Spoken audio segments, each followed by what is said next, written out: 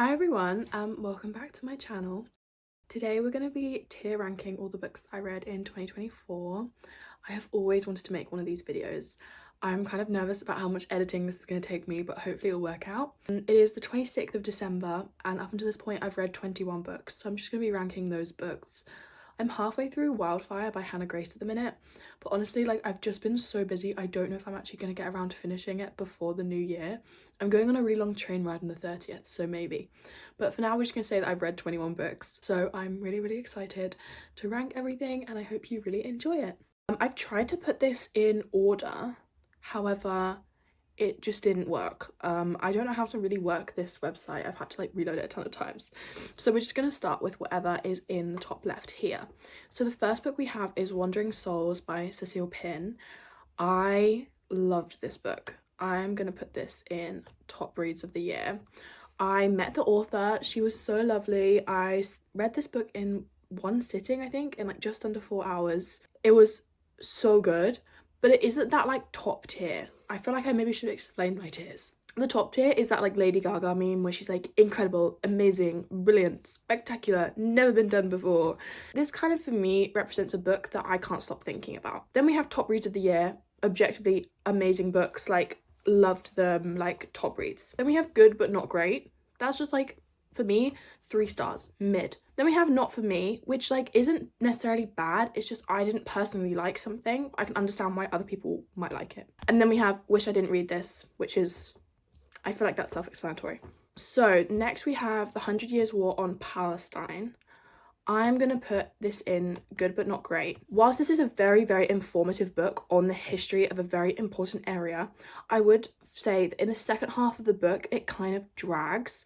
It kind of starts as a really good like explanation of why this is such a contested area, how the British with the Balfour Declaration like kind of came in and like really took this region by force. Going on from like the Oslo Accords, it kind of focuses more on like the high politics of the region rather than like the actual human emotional experience.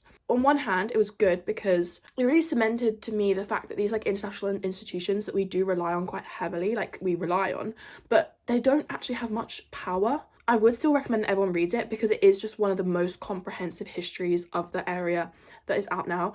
Next on the list, we have Sally Rooney's Beautiful World, Where Are You? Which I'm gonna, oh, do I want to put it in? I think I'm just gonna put it in, no. I'm putting it in the top tier. Like, who am I kidding? It's Sally Rooney. Fun fact, I literally bought this book the day it came out. Waited like literally 3 years to read it. Kind of wish I didn't do that, to be honest. So good. By the time this video comes out, my top 5 books of 2024 will have come out. This is one of my top books, and a quote that I read out from that book.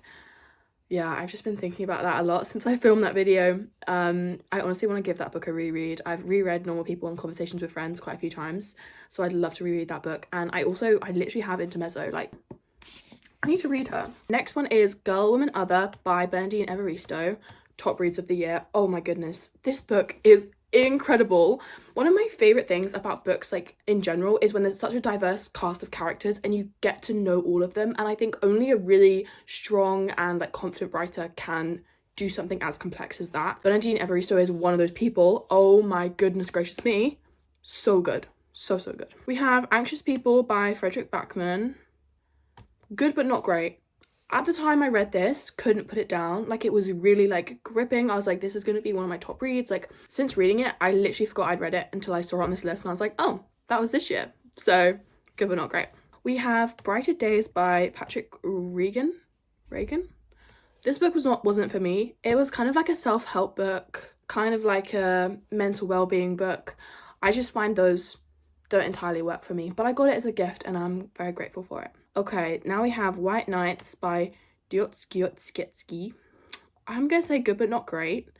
It's just too short. Like, I'm not a short stories fan.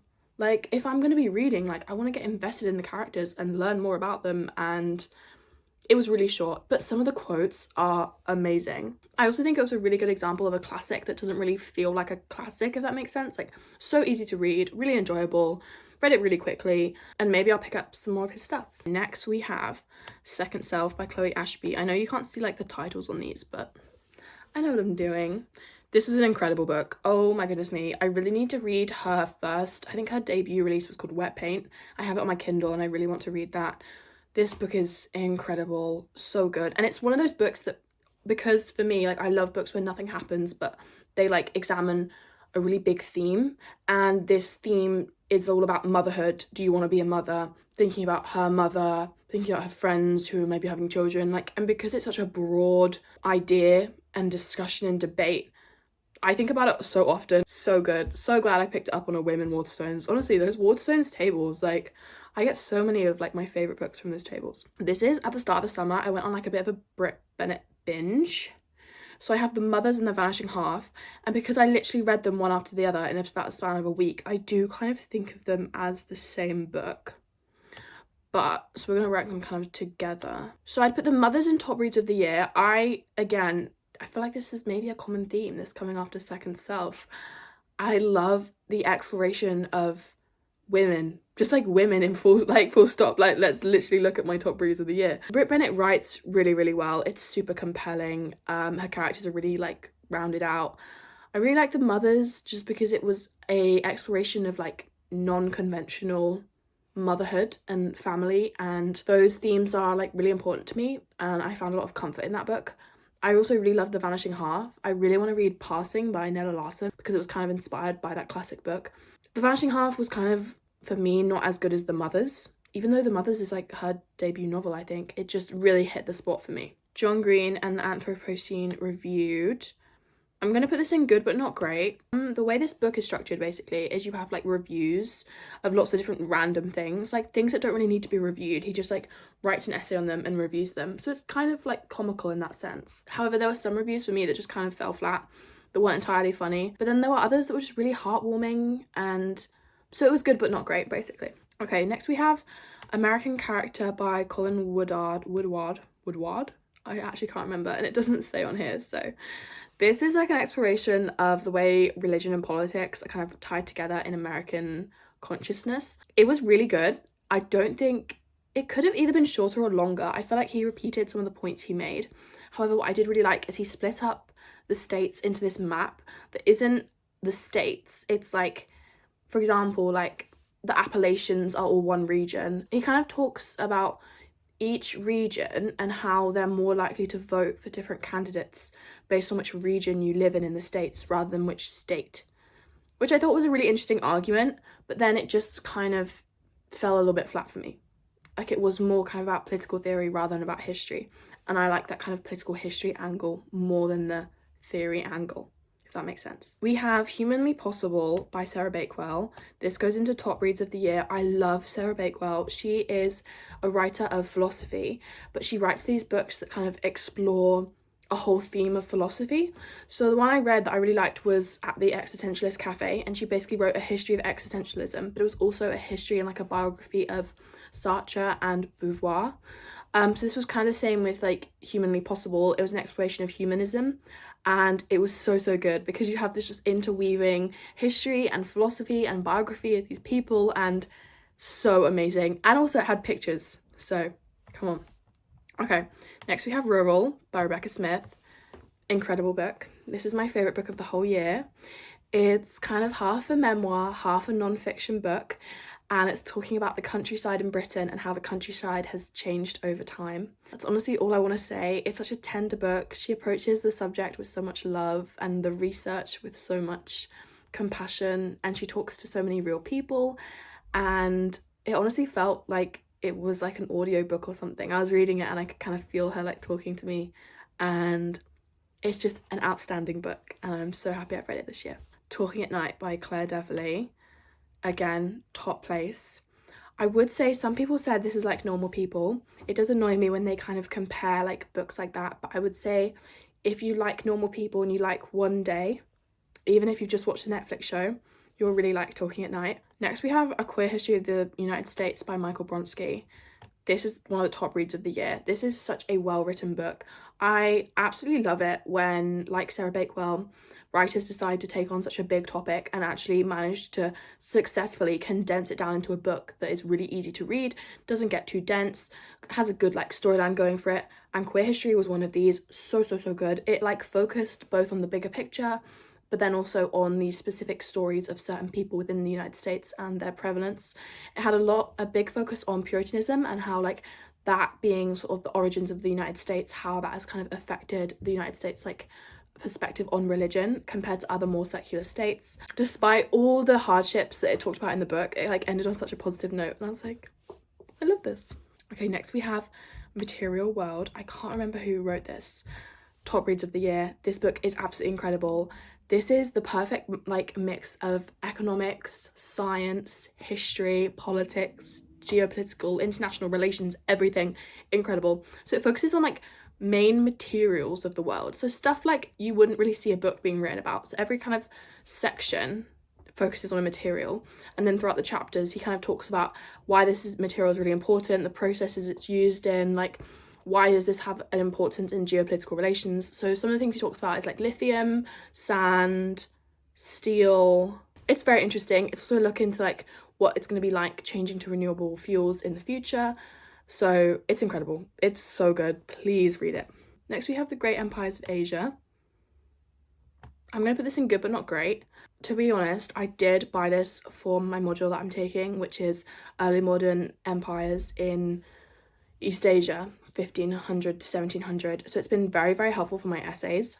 However, like objectively, it's really good. I would say like, because basically each chapter is written by a different historian who specializes in each empire. It is really good. I would just say it's like definitely a whistle-stop tour. So it's good, but like it's not excellent because it doesn't have that in-depth nature. But also the book itself is an overview, so it's like it depends on what you want.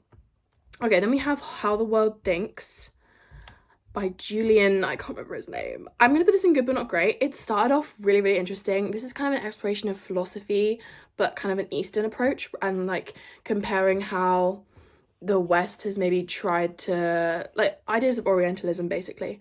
And it talks a lot about Confucianism and the Indian schools of philosophy and stuff I'd never heard of, and it's honestly really, really interesting. I would just say like there's a lot of information. I think maybe what I should have done is like picked and choose chapters where I was interested in rather than like reading the whole book, because it's long, the text is small, and the information is dense. Next we have The Morning They Came From Us, Dispatches from Syria.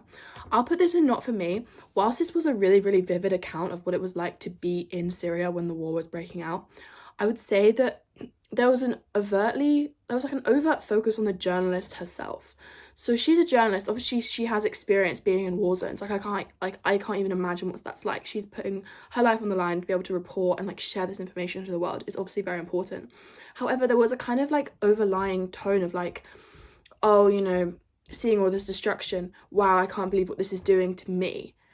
And there was a lot of like, oh, like I'm going to be able to go back to Paris and live in my house and be totally fine, and they're not going to be fine. But that was it was kind of stunted at that, and it just like it left a kind of weird taste in my mouth. It was very short though. It was an easy read, but like just not for me. I think if I'm going to read something on that subject again, I'll probably read it from a more like historical perspective that's more objective as you can be. Okay, finally we've got Red Memory by Tanya Brannigan. This is a top read of the year. Oh my gosh, this book is incredible.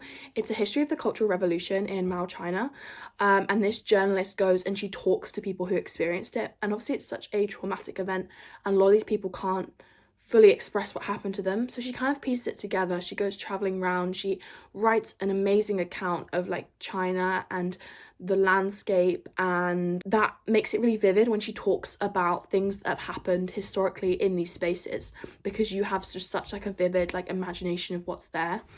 Here's my final tier list. I'm honestly really happy with this. Like I don't have any books that are wish I didn't read this, 2 that are not for me, and then the rest of them are like really good. So as I said, didn't read that many books this year, but I read some really, really good ones. So I'm very happy. I definitely want to do this again next year, and maybe I'll have lots more books to rank. I hope you enjoyed this video, and let me know what your favourite book of 2024 was. And yeah, I'll see you in the next video.